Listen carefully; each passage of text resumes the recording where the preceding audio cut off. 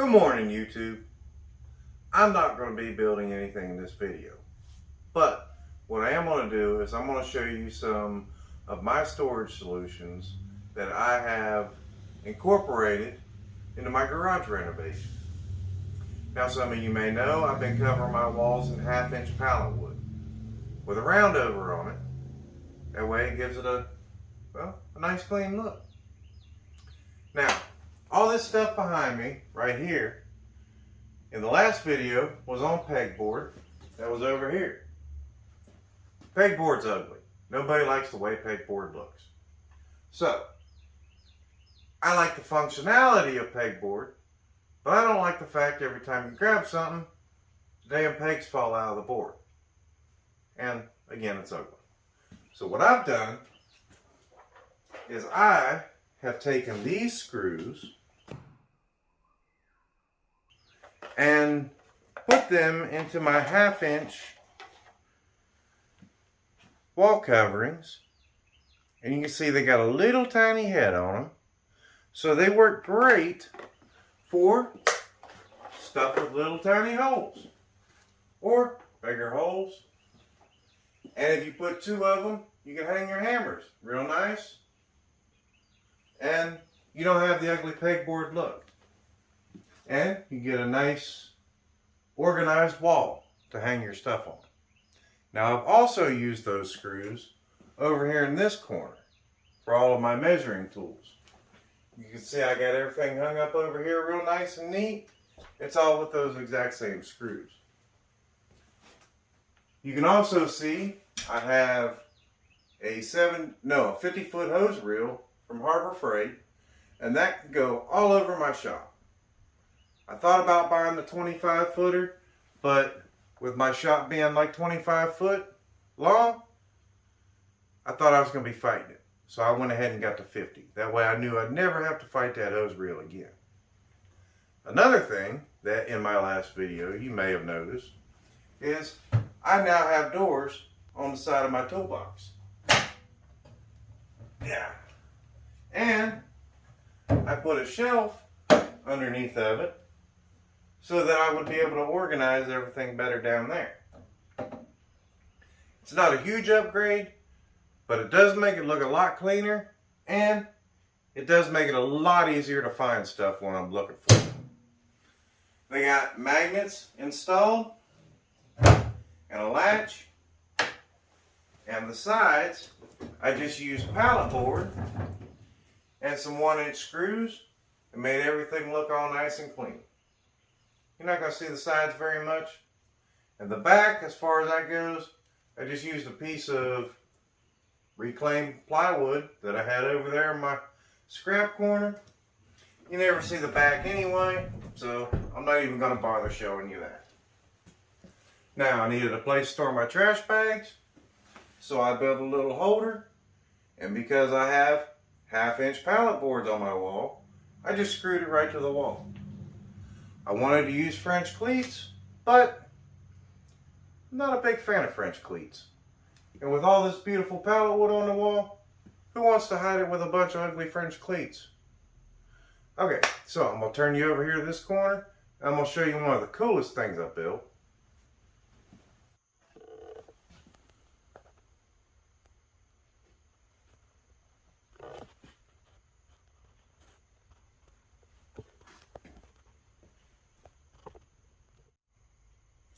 So my weed eater requires 2 strings.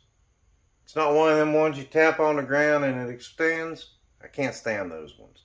So I bought the ones where you put these little strips in there, but you have to cut the strips.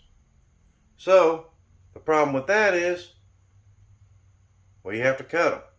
So I have made this so that I can cut them. I take this brass rod, I put it in there like so, I pull my string out, and that tells me where to cut it off at. Easy peasy. Now, again, I was going to try to design this to go on a French cleat. And I was beating my freaking brains out trying to figure out how to make it look pretty and put a French cleat on it. Well, that's pretty hard. French cleats are a little hard to make pretty. I also wanted a place to put the storage for the ones that are left over. So, there we go, a drawer. And when they are stored, they store like that. Push them in. I come get them when I need them. I drilled a long hole in here to store the brass. And on top, we have a pull-out drawer so that I can replace the reel that's inside of here. You want to see it? Here, check it out. Look at that. Now, to replace the reel, obviously I just pull the door open, pull the reel out, put a new reel in. And then I close the drawer, or close the top. All good to go. This on the top is just some pallet wood with a rabbet cut in it. And I hit it with some brad nails around the edge. And the false bottom in here holds the reel.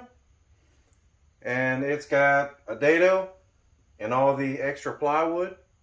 The plywood is left over from the CB desk. And instead of a French cleat, again, 1/2-inch pallet wood, I just screwed it to the wall with some pan heads. Alright, let's go on to the next thing.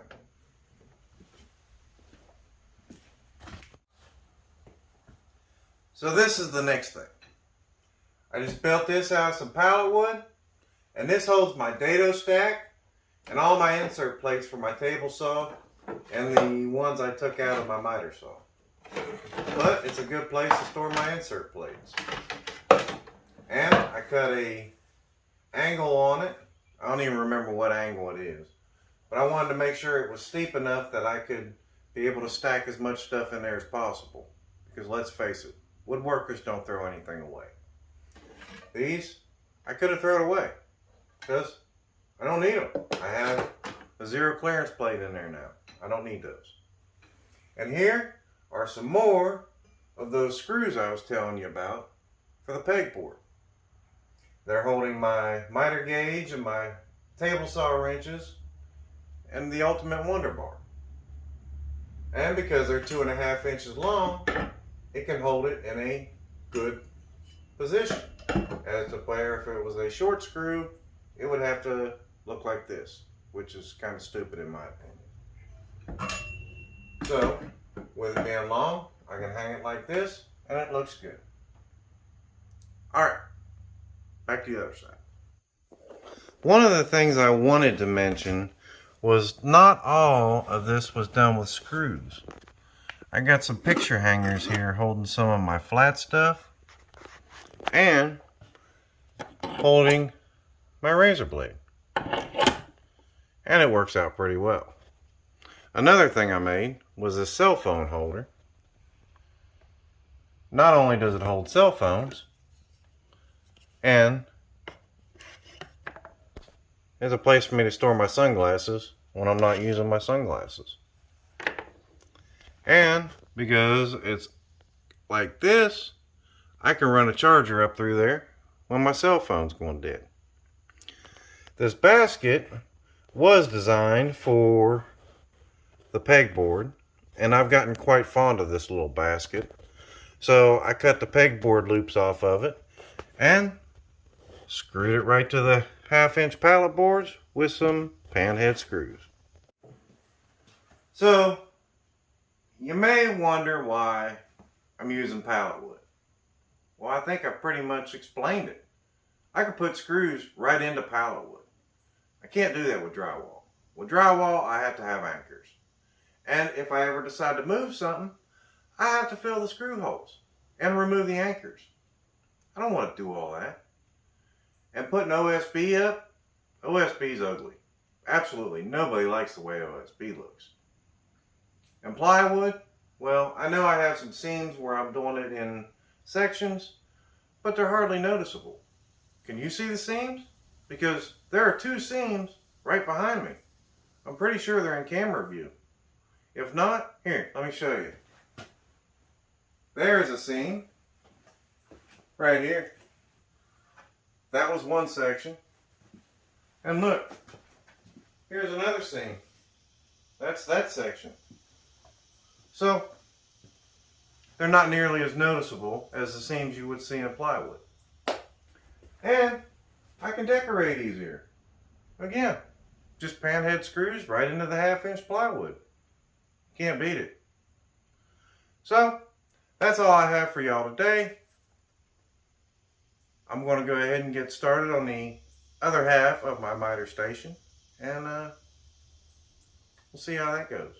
So, subscribe, give me a like, and follow along.